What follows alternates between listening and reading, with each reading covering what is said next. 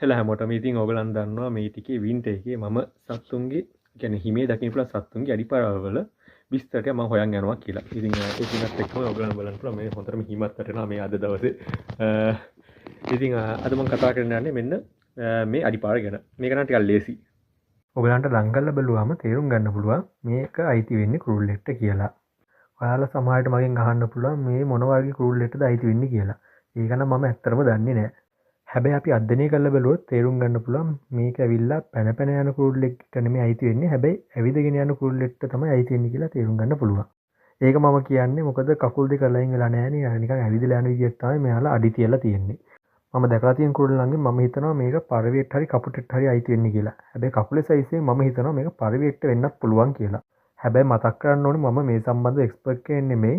ඉතින් ඔයාලා මේ කුරුල්ල කවුද කියලා හරියටම දන්නවා නම් කමෙන්ට් එකක් හරහා කට්ටිය දැනුවත් කරන්න කියලාත් මම කියනවා.